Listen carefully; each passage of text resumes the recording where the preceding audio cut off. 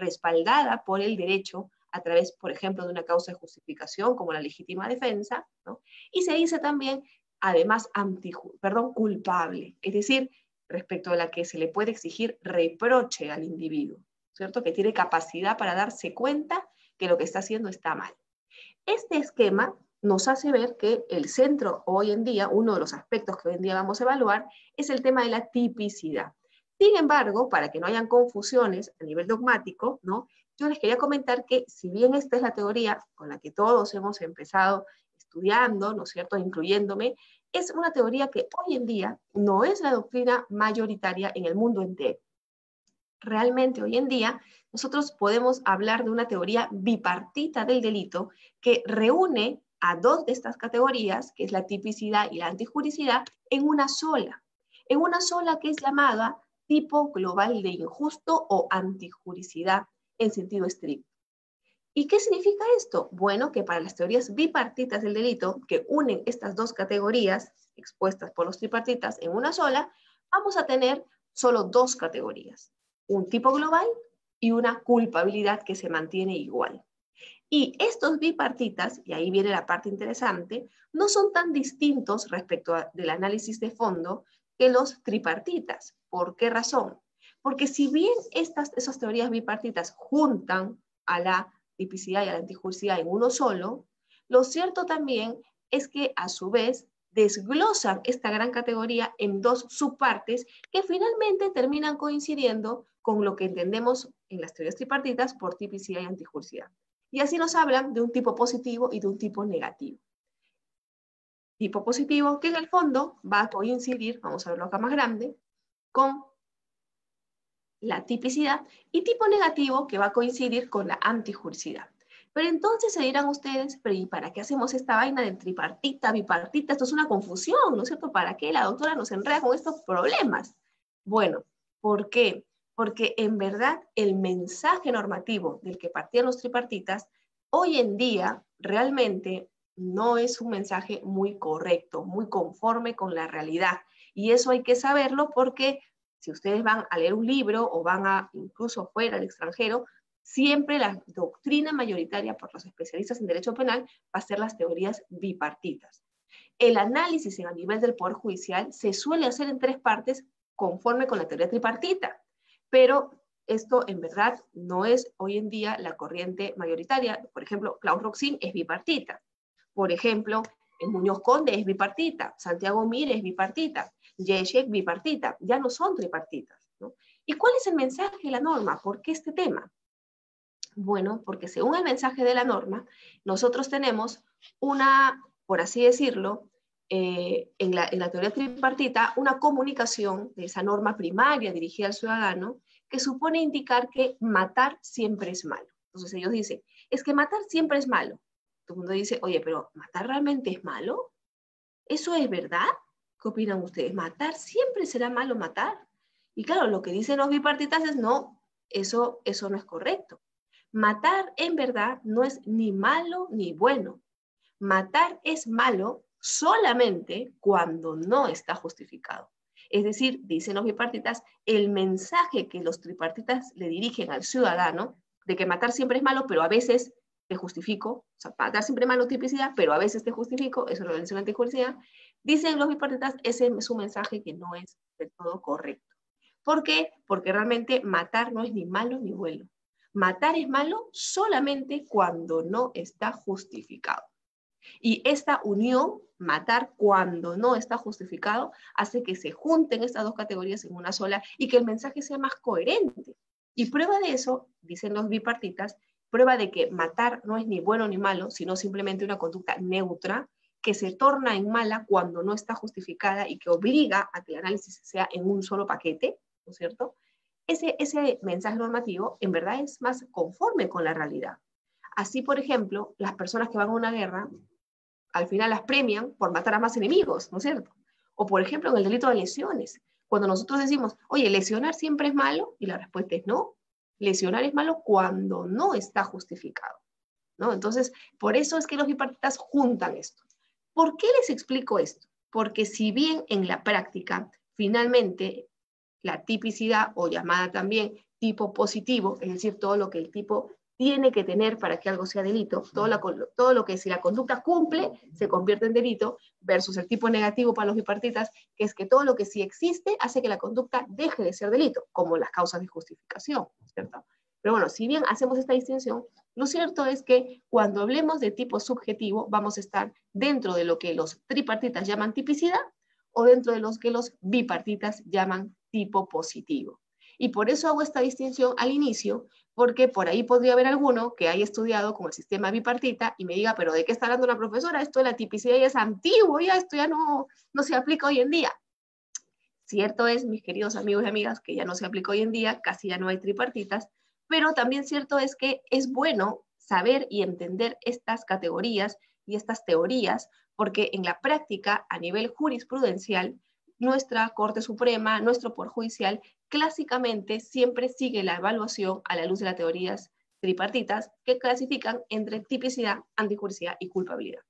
Lo que no es un sinsentido porque finalmente, si bien la teoría mayoritaria hoy en día es la bipartita, lo cierto es que los bipartitas también subdividen el tipo global de injusto en dos partes, que son el tipo positivo y el tipo negativo, y que el tipo positivo se enmarca o es el equivalente de alguna manera a la tipicidad.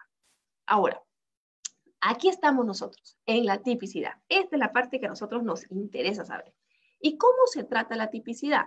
Bueno, la tipicidad tiene dos aspectos. Un aspecto objetivo, constatable perfectamente con acciones exteriorizables, y un aspecto subjetivo que depende mucho ya de lo que subjetivamente ocurre en la cabeza del individuo, en la cabeza de la persona que realiza el delito. Por esa razón, el dolo y la imprudencia se analizan en la tipicidad, como parte del tipo subjetivo, porque el dolo implica de alguna manera un querer prever, pero también querer hacer una conducta, es decir, actuar, muchos dicen por eso con maldad, ¿no es cierto?, con cierta maldad. Y la imprudencia, por otro lado, es actuar descuidadamente. Entonces, estas formas de actuar van a depender mucho de la subjetividad de la persona. Por esa razón, están en la tipicidad, pero en el aspecto del tipo subjetivo. Así, si nosotros lo vemos aquí más grande, vamos a tener ya en el tipo global de injusto, llamado también para los, el tipo global de injusto para los bipartitas, dividido en tipo positivo, tipicidad para los tripartitas, y tipo negativo, antijuricidad para los bipartitas, ¿no? Vamos a tener que en el tipo positivo, en la tipicidad, es decir, en el análisis de todo lo que sí existe hace que mi conducta sea considerada un delito, vamos a tener dos bloques. Fíjense todo lo que tenemos que desglosar para llegar a nuestro punto central, ¿no? El tipo objetivo y el tipo subjetivo. En el tipo objetivo es donde yo analizo el bien jurídico protegido, cuál es, si ha habido un impacto o no ha habido un impacto en el mismo, el sujeto activo, quien realiza la conducta, la imputación objetiva, es decir, si yo puedo imputarle objetivamente el resultado producido a la conducta causada, y el sujeto activo, ¿no es cierto?, que es quien realiza el delito, analizo todo el tema del autor, instigador, ¿no es cierto?, cómplices, partícipes en el delito. Luego el sujeto pasivo, analizo quién es la víctima, el agraviado, no siempre coinciden. Por ejemplo, yo podría ser propietaria de este celular, podría ser mi estudio de abogados, Padilla Chan, propietario del celular, y Romy Chan quien lo usa, pero si a mí me empujan y me arranchan el celular, yo sería la víctima en el delito, pero el agraviado directo sería Padilla Chan, que es el propietario del celular. Sobre mí recayeron los golpes, pero el costo económico lo asume Padilla Chan. Sujeto pasivo, todo se analiza ahí. Y la conducta típica, que es los verbos rectores del delito, los elementos del tipo penal, por ejemplo, en la estafa, que existe un engaño, un error, una disposición patrimonial, un beneficio, un perjuicio para la víctima, los elementos de la conducta típica, todo eso es tipo objetivo. Y luego, cuando ya tengo todo eso, paso a la imputación subjetiva, al tipo subjetivo. Yo puedo atribuirle el resultado a esta conducta, a este sujeto, pero ahora voy a mirar a nivel subjetivo cómo le atribuyo, a título de qué le atribuyo esa conducta, ese resultado a esa persona, a título de dolo o a título de imprudencia. Y para esto, no solo voy a tener en cuenta esta imputación al tipo objetivo, esta imputación al tipo subjetivo y la eventual existencia de causas de justificación, sino también voy a observar que existen unos elementos que también son parte del tipo penal, de la tipicidad, ¿sí? Que son llamados elementos subjetivos distintos del dolo. ¿Y qué cosa es esto? El dolo eso lo entiendo, pero ¿y qué cosas son estos de los elementos subjetivos distintos del dolo? Son elementos que también son subjetivos, dependen de la subjetividad del sujeto, de la voluntad del querer, de alguna manera que se desprende de lo que el sujeto busca, las intenciones del sujeto, ¿sí? Pero que no son igual al dolo, son diferentes del dolo, son distintos, o sea, son elementos subjetivos distintos del dolo. Ejemplo rápidamente, que no se preocupen que lo vamos a ver hacia el final de esta exposición. Por ejemplo, matar a alguien con gran crueldad. Cuando yo mato a alguien, cometo un delito doloso, pero cuando lo mato con gran crueldad, haciéndolo sufrir innecesariamente, hay un elemento que también es subjetivo, hacerlo sufrir innecesariamente, pero es diferente del dolo, que también lo vamos a ver. Entonces, cuando hablamos de imputación al tipo subjetivo, hablamos en realidad, o de tipicidad subjetiva, hablamos del tipo subjetivo conformado por el dolo o la imprudencia y de algunos elementos subjetivos distintos del dolo que también se tienen que probar como parte del tipo penal para poder establecer que existe una conducta delictiva o no. Entonces, vamos a arrancar con eso. ¿Cuáles son los elementos del tipo subjetivo? Bueno, y aquí tenemos un cuadrito que nos puede ayudar muchísimo. Clásicamente, si nosotros sabemos que el dolo puede ser analizado desde diferentes teorías. La teoría más clásica, la teoría que usa además nuestro Poder Judicial de manera casi absoluta, por no decir absoluta, salvo una que otra excepción, que se ha visto impactada por alguna vez un tema mediático, como por ejemplo el caso de Utopía, pero normalmente nuestro país, y en general todo el mundo, se acoge a la teoría volitiva del dolo. ¿Qué significa esto? Para la teoría volitiva del dolo, que busca definir en qué consiste el dolo es considerado o analizado desde dos elementos. ¿Y cuáles son esos elementos? Conocimiento, representación, eso significa, y voluntad, es decir, querer. Conocimiento más voluntad o querer. Representación más querer en el individuo.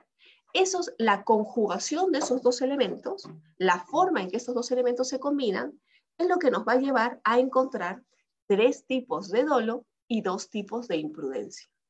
Así vamos a tener un dolo directo o de primer grado, un dolo de consecuencias necesarias, o llamado también dolo de segundo grado, un dolo eventual, ¿sí? Una culpa consciente y una culpa inconsciente, o llamada también culpa con representación o culpa sin representación, o imprudencia con representación, imprudencia sin representación, ¿no?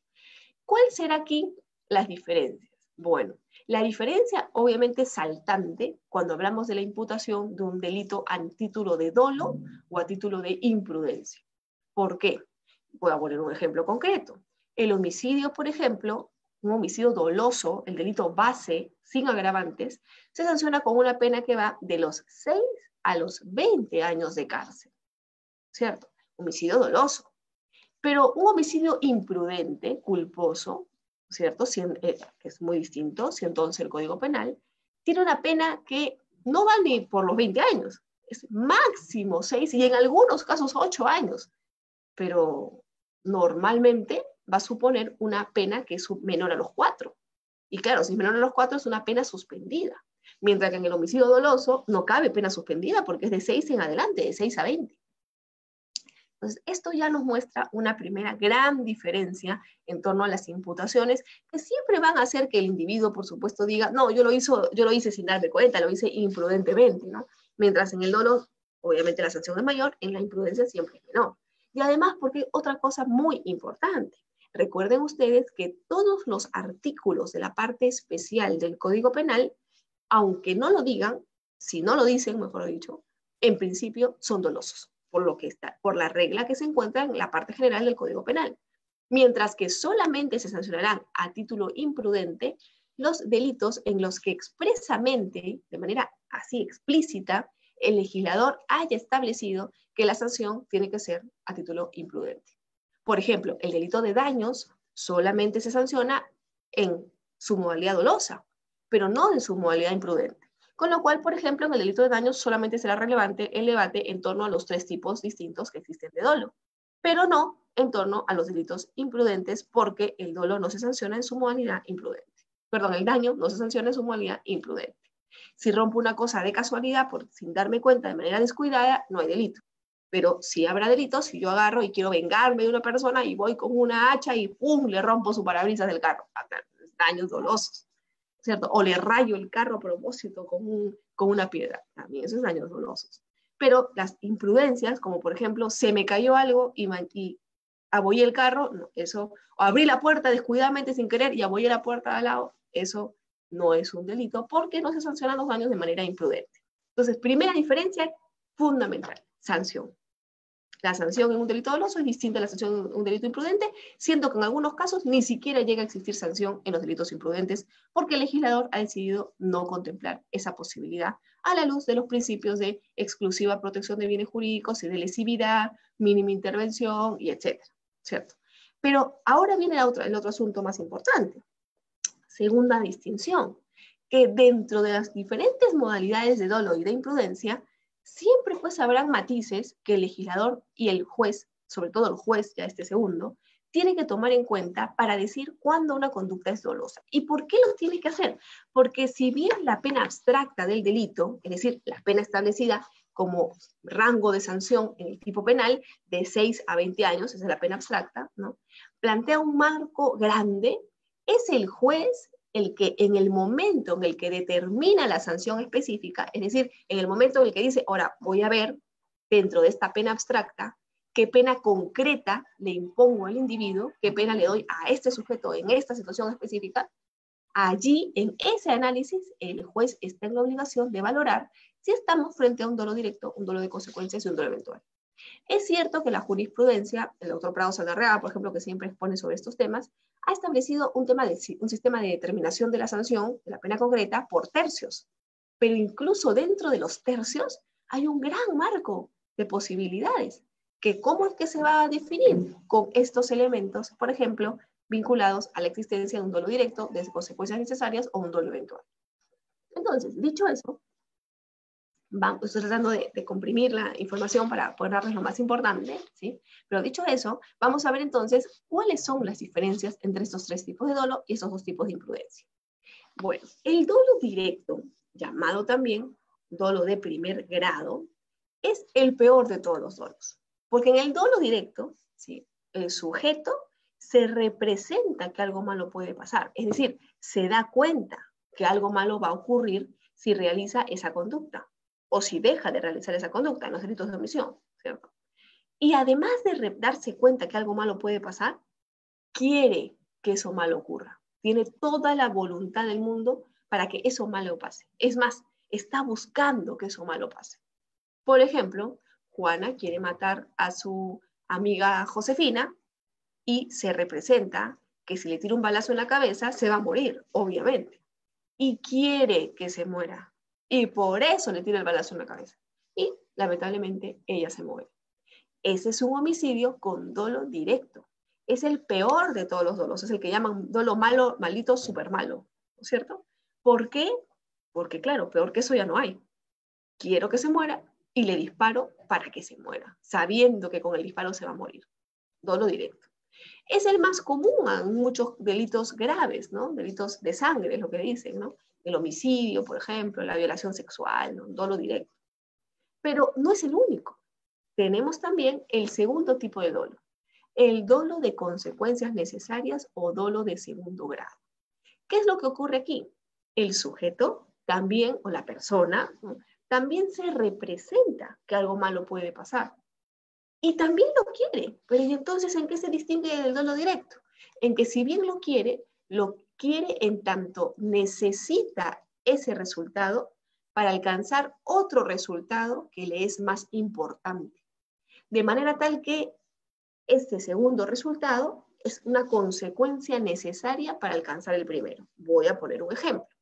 Primero un ejemplo de libro y después un ejemplo real de nuestra sociedad peruana. ¿Les parece? Para entenderlo mejor.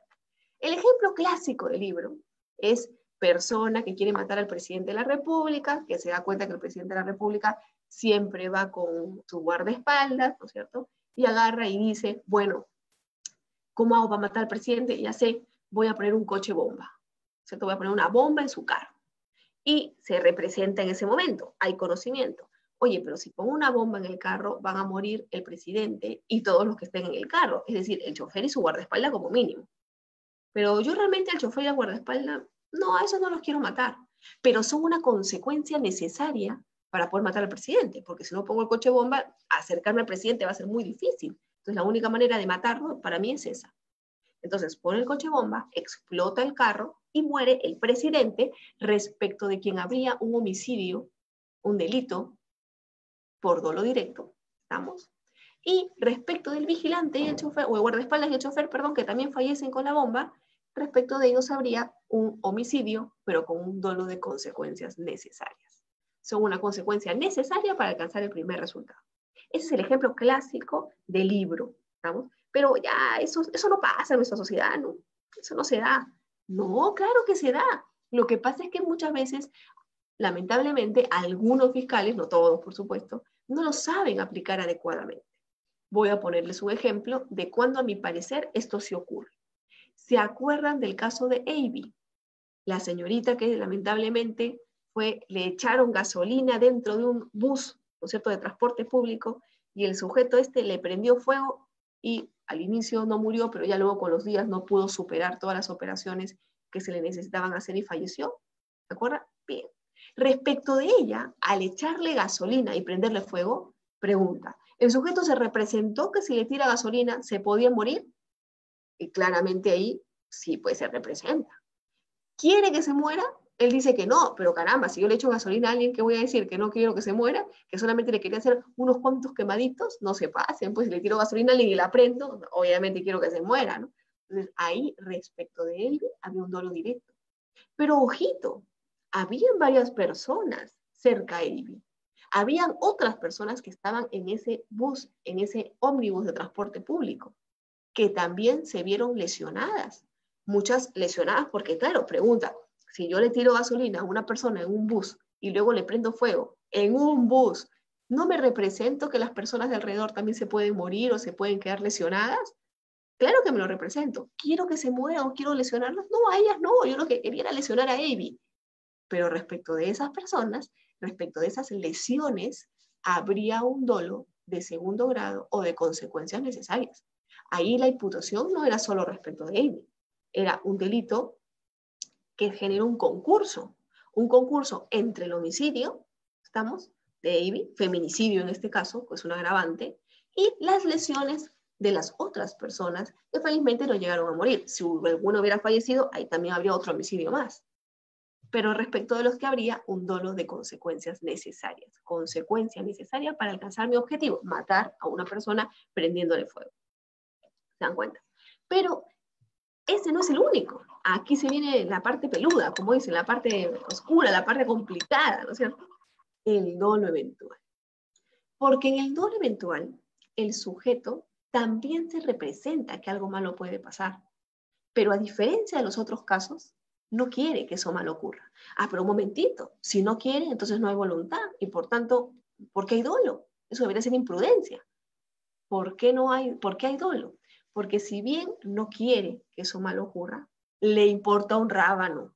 Asume la producción del resultado. Le da lo mismo. Muestra un menosprecio por el bien jurídico protegido. Y ese menosprecio, ese me importa, me da igual, eso hace que exista una conducta por dolo eventual.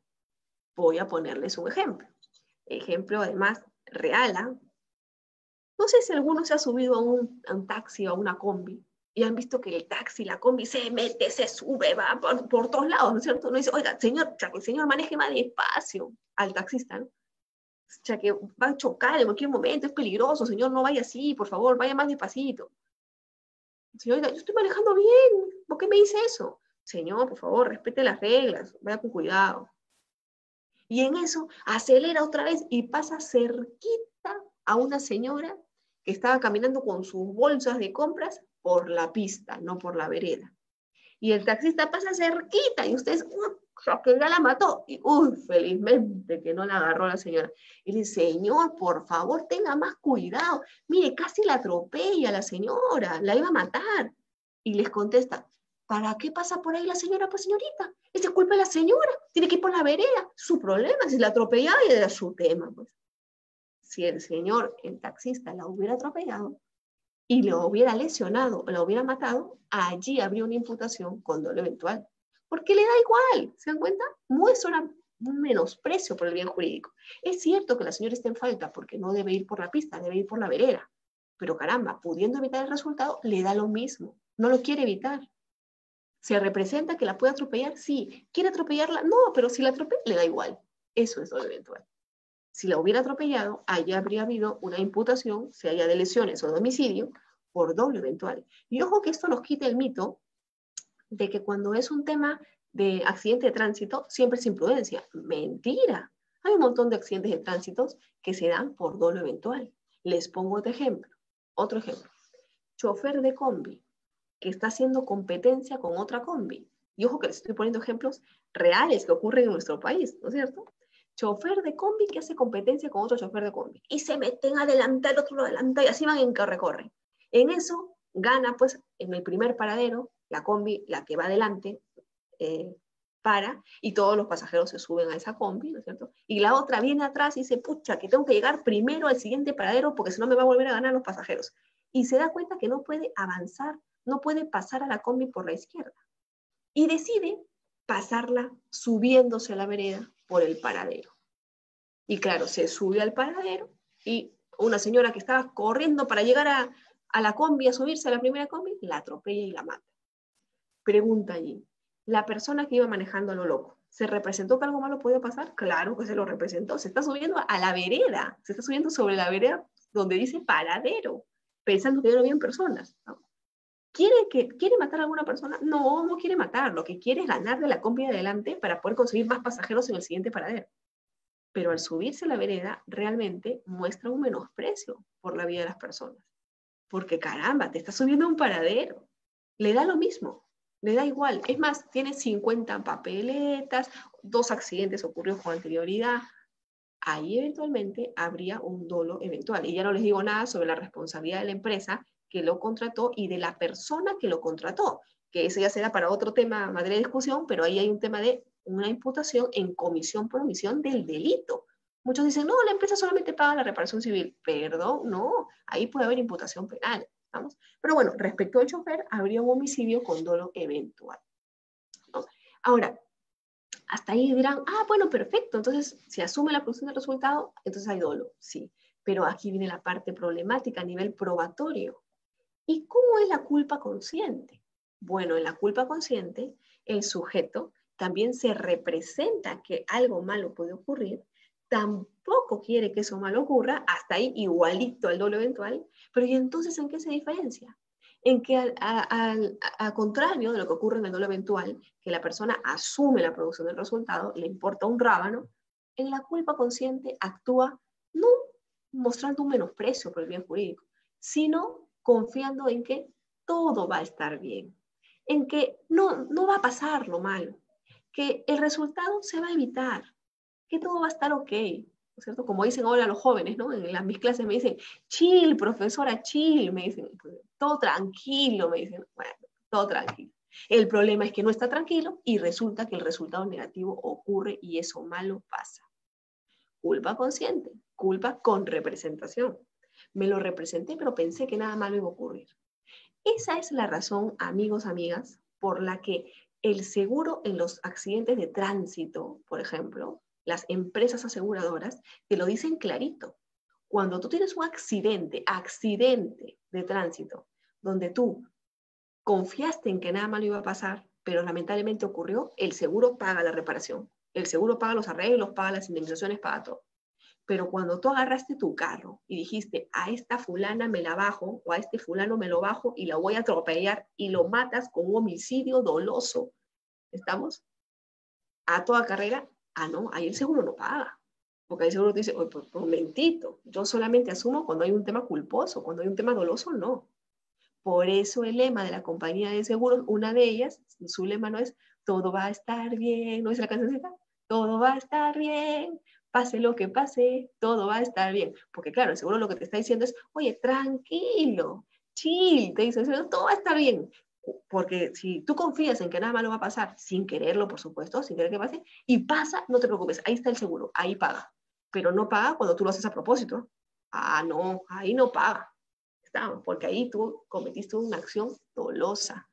Por eso, cuando hay dolo eventual, el seguro no va a pagar, solamente va a pagar en los accidentes de tránsito imprudentes. Estamos, tú confías en que todo va a estar bien. El problema, pues, como ustedes se habrán dado cuenta, es que este tema de si el sujeto, la persona, asumió la producción de resultados, si mostró un menosprecio por el bien jurídico, o si confió en que todo iba a estar bien, que nada malo iba a pasar, el problema es que eso es en la cabeza del individuo. Eso, ¿cómo lo corroboro? ¿Cómo lo pruebo? Uf, eso es una chambaza para el fiscal. Ahora vamos a regresar a ese punto, no se preocupen. Pero antes de ir a ese punto, que es el problemático en torno al tipo subjetivo, no quiero que se me escape la culpa inconsciente o la culpa sin representación. En la culpa inconsciente o culpa sin representación, o imprudencia sin representación, también le llaman algunos, aquí es el único caso en el que el sujeto no se representa que algo malo puede pasar. Pero ¿y por qué lo sanciono? Porque caramba, no se lo representa estando en la obligación de representarse. El sujeto no quiere que nada malo pase, ni siquiera se da cuenta que eso malo puede ocurrir, pero lo sanciono porque tenía que habérselo representado, pues. Por eso lo sanciono, porque era su obligación, era parte del deber mínimo de cuidado que tenía que tener, de la diligencia debida. Estamos. Por esa razón, por ejemplo, si un electricista, voy a poner un ejemplo también para entenderlo, imaginemos pues, ¿no? Que hay un electricista que tiene que darle mantenimiento a una máquina, ¿sí? Y dice, uy, o perdón, vamos a poner un ejemplo más sencillo. Se malogra, imaginemos que hay un partido de fútbol, partido fue Perú con Chile, ya que el clásico, ¿no es cierto? Perú con Chile. Entonces, bueno, pues hay un profesor que no le gusta el fútbol y dice, no, yo voy a hacer mi clase igual, yo no voy a cancelar mi clase, ¿no? Lo que pasaba antes, ¿no? Cuando había partido, todos le decíamos al profesor, profesor, por favor, esa clase no la dicte, usted la puede empezar antes, ¿no? Para poder mirar el partido. Bueno, así me piden a mí los estudiantes, ¿no? Profesora, no sea malita, pues esa clase una horita más después, una horita antes, para poder mirar el partido. Bueno, ya. Pero imaginemos que hay un profesor que dice, no, yo no puedo, yo tengo que terminar mi clase a la hora que tengo que terminar, y lo siento mucho, pero ya pues empezarán a ver el partido ya empezado, ¿no? Porque ya yo tengo que empezar, justo agarra mi clase en la primera hora del partido, piña, pues tienen que tener la clase. Pero en eso se alinean los astros y resulta que se malogra el proyector de la clase presencial, ¿no? Se malogra el proyector. Y claro, como se malogra el proyector, el profesor dice, uy, esto no funciona. Y se observa pues que en el tomacorriente parece que ha volado, ha habido un cable y ya lo que ha pasado no se proyecta la diapositiva. Entonces llaman al técnico y dicen, señor, un favorcito, por favor, a ver, arregle esto para poder continuar con la clase. Y claro, los alumnos dicen, profesor, entonces, mientras se arregla, vamos a ir viendo el partido a la cafetería, pues. Bueno, ya vayan, y ahí cuando se arregle bien. Y viene el técnico y dice, sí, profesor, no, es que necesito que arregle pues el tomacorriente para poder continuar con la clase. Y el técnico contesta, profesora, pero ahorita están dando el partido, pues no lo puedo arreglar después. No, pues yo tengo que terminar mi clase. Bueno, pues, ya que está jugando Perú con Chile. Pero no te preocupes, le dice, si hay gol, te llamamos. Además, tú vas a escuchar gol, ya vas corriendo, pues. Pucha madre, dice, bueno, pues. Entonces, apurado, el técnico electricista saca el tomacorriente, observa que hay un cortocircuito con los cables, los agarra, apurado, no baja la palanca, dice, no, ya hartos que no me lo voy a arreglar, ¿sí? Y en eso escucha ¡gol! Y sale corriendo a la cafetería a mirar el partido. ¡Ah, su cuevita! Echó un golcito, que bien, cuevita, ¿no? Es el gol con el que se abre el partido. Y bueno, pues ya regresa para seguir haciendo el trabajo. Y resulta que la señora de limpieza, que estaba aprovechando que no había nadie en el aula para limpiar antes y poder irse a su casa más temprano, había pisado el cable que dejó suelto el electricista y se electrocutó. Y se murió en el instante con una descarga eléctrica. ¿El electricista se representó que algo malo le podía pasar a alguien? No, no se representó. ¿Quería que la señora se muriera? No, no quería. ¿Pero y por qué se le sanciona? Porque caramba, pues, tenía que habérselo representado. Esa es su chamba. Tenía que haber tenido la diligencia mínima para que una cosa como esta no ocurra. Eso es culpa inconsciente. ¿Y qué pasa cuando el sujeto no se representa que algo malo puede pasar, pero tampoco tenía la obligación de representárselo? Eso no está en este cuadro, ¿eh? Porque eso no es delito, pues. Eso es caso fortuito. Eso no entra aquí, no pasa nada ahí. Ni Superman se lo hubiera podido representar. Ah, pues entonces no hay delito. ¿Te cuenta? Pero, ok, cuando se lo tenga que representar, o sea, cuando tenía la obligación, entonces ahí sí será culpa inconsciente, ¿no? No caso fortuito. Pero bueno, vamos a regresar, ya habiendo explicado todo esto del cuadro, a la polémica, a la parte de la diferencia entre el dolo eventual y la culpa consciente. Muchos dicen, como yo les decía, que el problema es probatorio. Y voy a poner un nuevo ejemplo para observar cómo es que este problema probatorio se exterioriza en la realidad. Imaginemos, pues, ¿no?, que tenemos a Mickey y a Minnie, la eterna pareja de Hollywood, ¿sí? Y Minnie dice, oye, ¿saben qué? Ratona, porque todas las mujeres somos bien buenas, esta es ratona, pues, ¿no? Agarra y dice, uy, ya no quiero estar con Mickey, ya, porque Mickey, ya que este compadre gana un montón de plata ahí en Hollywood y hasta ahora ni siquiera, ni anillo me ha dado, el anillo para cuándo, dice, nunca me voy a casar, no, dice, mejor voy a probar suerte por otro lado, dice. Y además, mira, anda siempre con su carro viejo, anda siempre ahí viviendo ahí en casa ajena, no se compra casa, no, ya no, se acabó el amor, dice Minnie, ¿no? Ratona, porque las mujeres todas somos bien buenas, ¿cierto? Entonces agarra y dice, bueno, lo dejo a Mickey. Voy a probar suerte con McPato, de repente con él me va mejor. Entonces Mickey dice, oye, pero ¿qué pasó? Después de cuántos años juntos, cuántas películas, cuántas emociones, dice Mickey, ¿qué pasó? Dice, no, dice, ¿qué ha pasado? Y le cuentan, ¿no? No, lo que pasa es que mira, compadre, dice que el anillo ¿para cuándo? Ya te dejó y se ha ido con McPato, que dice que él sí le va a comprar cosas. O sea que esta ratona era una interesada, dice Mickey. Ya, ahora va a ver, entonces, para vengarme, me voy a comprar una super camioneta Lexus, así último modelo, ¿sí? Y voy a ir a toda velocidad cuando ella salga de su centro de labores, que Minnie trabajaba en un colegio para niños, ¿sí? Y voy a ahí que me vea pasando a toda velocidad con mi camionetaza. Y cuando quiera volver conmigo, le voy a decir, no, ya se acabó el amor también, ya no voy a querer regresar con él. Y eso planifica Mickey. Entonces va con su camioneta nueva a la salida del colegio de Minnie, espera que Minnie salga y en eso la ve salir y dice, ahora es el momento, voy a acelerar para que me vea. Y en eso ve que salen un montón de niños corriendo de la puerta del colegio. Y dice, oye, pero ¿qué pasa si sale un niño corriendo y se mete a la pista? Y se representa, lo puedo atropellar. No quiere atropellarlo, ¿eh?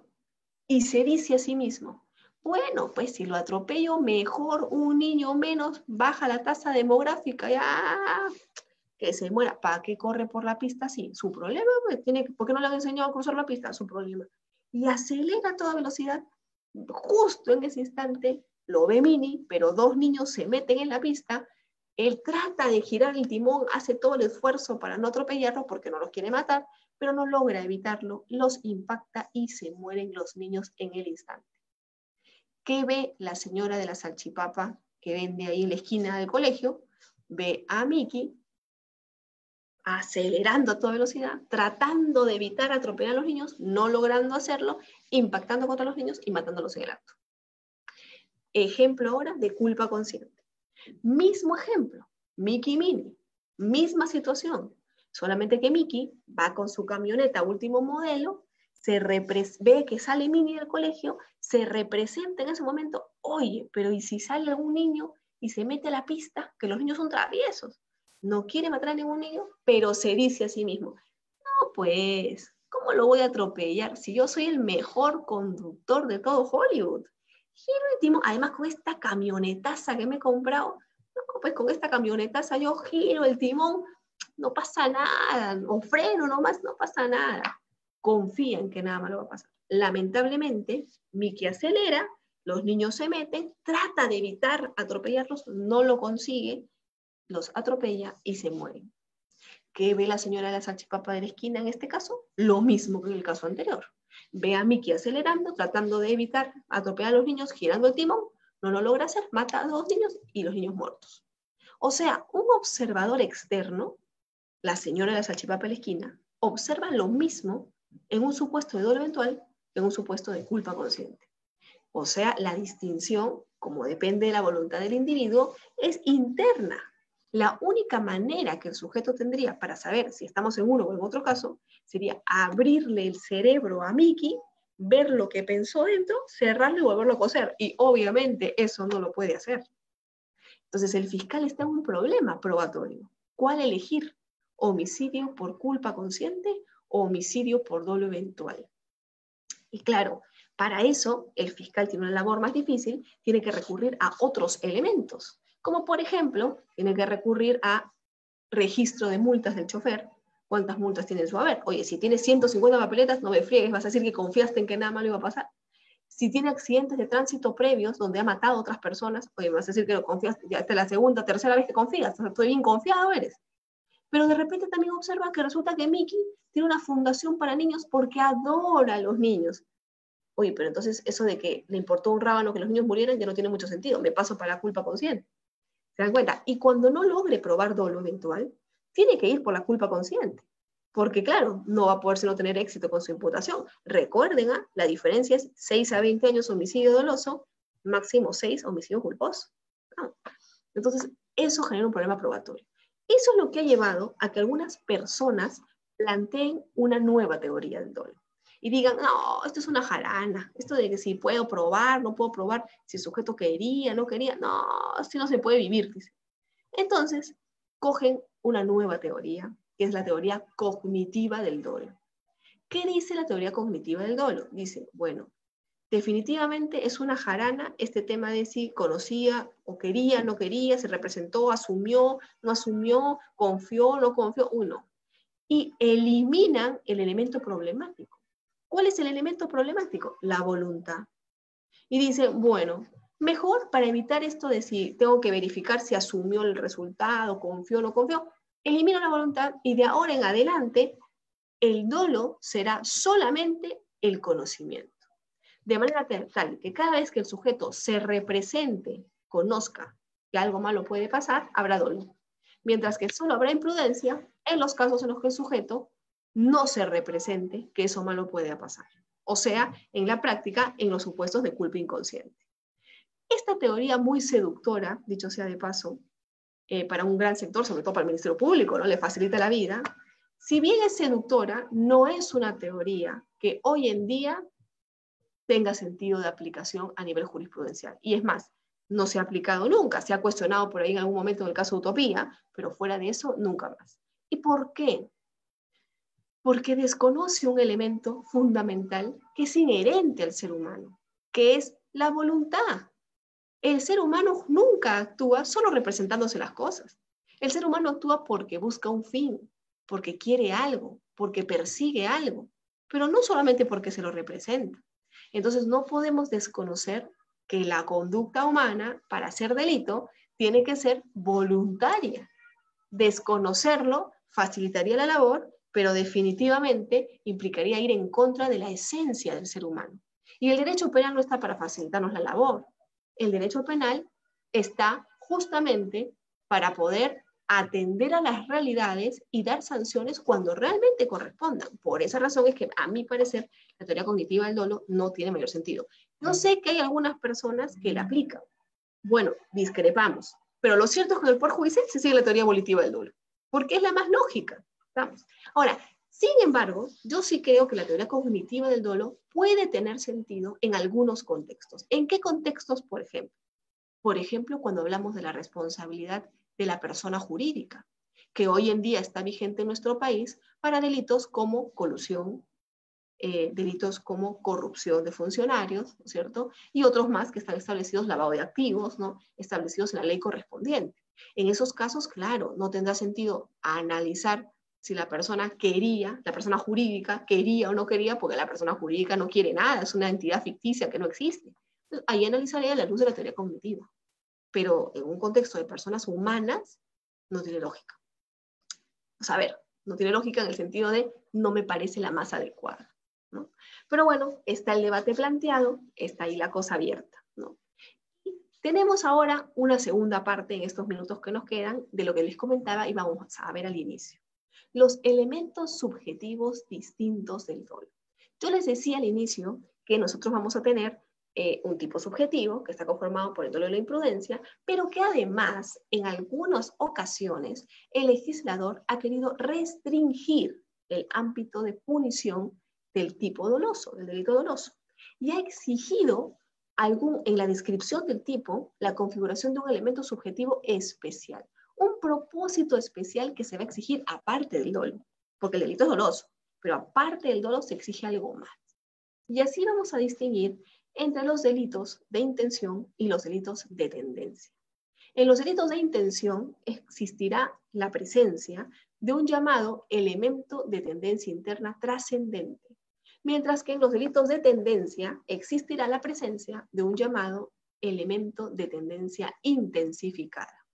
Vamos a empezar por el último, que es el más cortito, los delitos de intención, de tendencia. En los delitos de tendencia intensificada, ¿sí? Aquí la voluntad del sujeto activo va a darle a la conducta típica un particular carácter de especial peligrosidad para el bien jurídico protegido. Por ejemplo, no va a bastar con matar. Mato con gran crueldad. Mato haciendo sufrir innecesariamente a la víctima. Mato con alevosía. Esos elementos, esas formas en las que yo ejecuto el homicidio doloso, que son elementos subjetivos, pero distintos del dolo, son los que le dan especial peligrosidad al bien jurídico y que normalmente hacen que el delito contemple una agravante cuando se exijan estos elementos, ¿sí? Y serán los llamados delitos de tendencia. Pero esos son por un lado. Pero como les decía, tenemos también los delitos de intención. En los delitos de intención, lo que vamos a tener es dos grandes grupos. Aquí lo que el legislador va a exigir es que el sujeto activo actúe con un ánimo, una finalidad o una intención adicional de lograr un resultado o una ulterior actividad, que son distintos a la realización de la conducta inicial. Es decir, se va a exigir una finalidad que trasciende a la realización del delito. Por ejemplo, el ánimo de generar un ulterior perjuicio. Así vamos a encontrar dos grupos de delitos. Los delitos mutilados en dos actos y los delitos de resultado cortado. En los delitos mutilados en dos actos, ¿cuál va a ser la diferencia con los otros delitos? Que el primer acto sirve para realizar un segundo acto en el que también va a participar el sujeto. Mientras que en el delito de resultado cortado, el sujeto participa en un primer acto y el segundo se produce solo, no requiere la participación del sujeto. En cambio, en los delitos mutilados en dos actos, el segundo acto sí requiere la participación del sujeto. Por esa razón, en los delitos mutilados en dos actos, la configuración del delito se da con el primer acto. Estamos, eso sí, pero siempre verificando la finalidad orientada al segundo acto. Un ejemplo es la posesión de drogas para traficar con ellas. O, por ejemplo, mato para facilitar o ocultar otro delito. Yo mato, pero no para conseguir ocultar otro delito. Pues en una segunda acción en la que también voy a participar, en el ocultamiento. ¿Vamos? Mientras que en el delito de resultado cortado, por ejemplo, es el famoso delito de rebelión, ¿no? Que ha estado de moda, ¿no es cierto? Se alza en armas para variar la forma de gobierno. Entonces, ¿qué pasaba? Que se olvidaban, ¿no es cierto?, de la parte de alzar en armas, ¿no? Cuando hablaban de Vizcarra, pero bueno, es lo mismo para efectos de lo que queremos explicar. Pero ahí dice el delito, el que se alza en armas, ¿para qué? Para variar la forma de gobierno. Ahora, ¿yo tengo que participar en la variación de la forma de gobierno? No. Basta con que me alcen armas, pero para eso. Entonces, ese para es un elemento subjetivo, el para qué lo hago, pero que es distinto del dolo y que convierte a este tipo penal en un delito de resultado cortado dentro o parte de un delito de intención, llamado también que contempla un elemento de tendencia interna trascendente. Pero vamos a ver aquí los ejemplos. Vamos a ver aquí para ver si hemos entendido o no hemos entendido este concepto. Fíjense, el delito de lavado de activos, ¿qué dice? Vamos a ver. Artículo 1, actos de conversión y transferencia.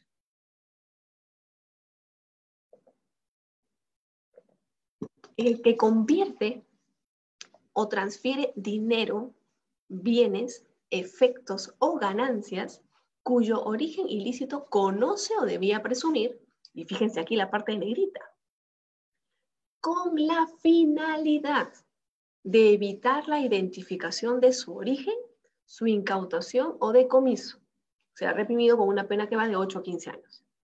En este delito, a ver, fíjense ustedes, este elemento que está con negrita, con la finalidad de evitar la identificación de su origen, su incautación o decomiso, haría que este tenga un delito, contemple un elemento de qué tipo. Estaríamos hablando de un delito de intención o de un delito de tendencia. ¿Qué opinan? ¿Qué dicen por ahí? No sé por qué no puedo, estoy tratando de mirar el chat, pero no me deja verlo. Sería delito de intención. Ahí van los compañeros comentando. Vamos a ver, delito de intención. Exactamente, primer grupo. Y veamos, ¿será un delito de intención mutilado en 2 actos o de resultado cortado? ¿Qué opinan por ahí? Mutilado en 2 actos. A ver, vamos a ver. Exactamente, este es un elemento de tendencia interna trascendente, ¿cierto? Es un delito que requiere una finalidad ulterior y a su vez un delito mutilado en 2 actos.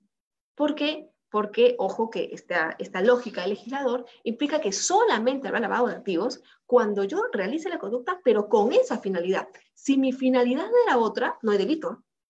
Pero ¿cómo no? Si igualito, pero no hay, esa finalidad no se presenta, pues no hay delito. Porque esa es parte del tipo penal. Por eso el fiscal tiene que acreditar el elemento subjetivo distinto del dolo. El elemento subjetivo distinto del dolo no se presume. No es que, pero se deduce de la conducta realizada por el sujeto. No, perdón, se prueba. Se tiene que acreditar por parte del Ministerio Público.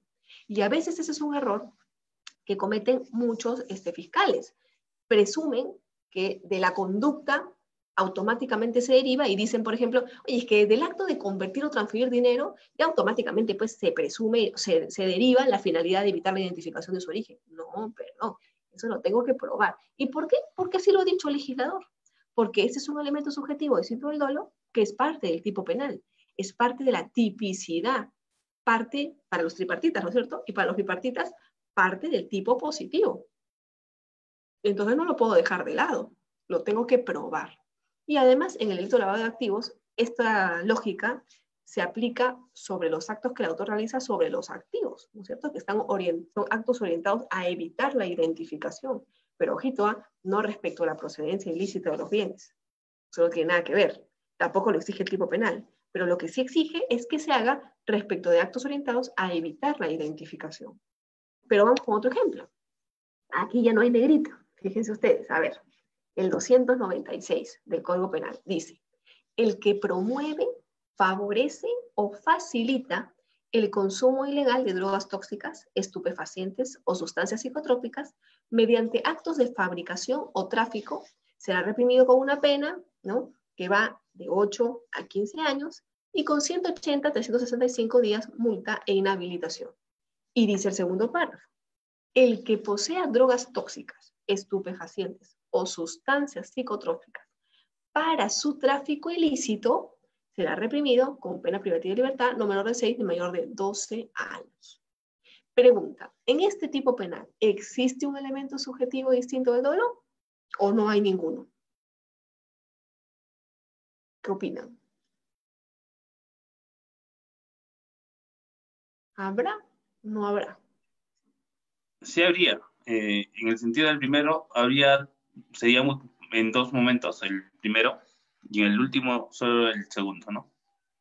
Exactamente, mi querido Frank, así es. Aquí vamos a encontrar, porque fíjense, cuando lo dice en el segundo párrafo claramente, el que posee drogas tóxicas o estupefacientes o sustancias psicotrópicas para su tráfico ilícito. ¿Qué pasa si yo poseo para mi consumo? No, es que no hay delito, pues. No hay 296. No, pero ¿cómo no? ¿Y qué pasa si la persona tiene 1 kilo de cocaína? ¿Eso cómo va a ser para su consumo? Perdón, pero yo tengo que probar que es para su tráfico. Porque no es al revés, ¿se dan cuenta? No se presume por la cantidad automáticamente que la persona estaba buscando traficar. El fiscal tiene que demostrar con otros elementos que había un tema de tráfico. Por ejemplo, estaba envuelto en paquetitos listos para la venta. Oye, si es consumido para mí, ¿para qué lo voy a dividir? ¿No es cierto? Estaba listo con un papelito que decía ahí, con una bolsa con dinero, donde ahí parece que vendían y iban poniendo la plata. Es que hemos averiguado también que hay otra persona que dice que este sujeto le vendió. Ya, pero yo tengo que probar que es para el tráfico. Eso hace que incluso algunos planteen que el artículo 299, que plantea el tema de la posesión no sancionada penalmente, ¿no es cierto? La posesión no punible, a veces genere confusión. ¿Por qué? Porque el 299 dice, por las cantidades, presume que es para el consumo.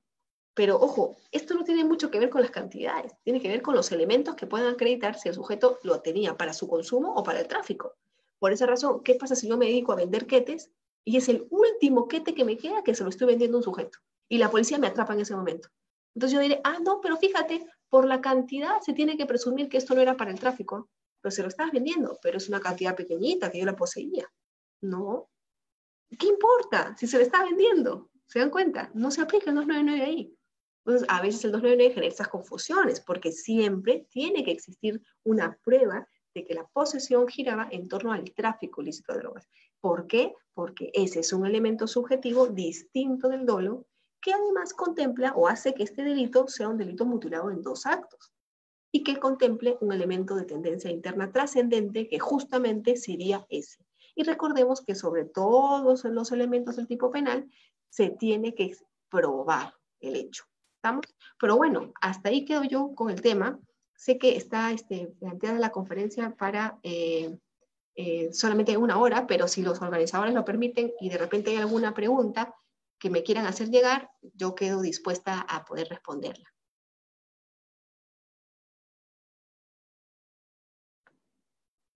Doctora, muchísimas gracias por acompañarnos en esta disertación académica. Y bueno, tal vez hay algunas preguntas, si podríamos unos minutos, tal vez en unas preguntas agotar el... Sí, A ver, claro, los participantes tienen el micro abierto para que puedan formular sus preguntas. O ahí creo que hay una manito levantada de la doctora Yeri. Yeri Mendoza está con la mano levantada. Adelante, Yeri. Yeri, parece que es Jonathan. Jonathan es allá.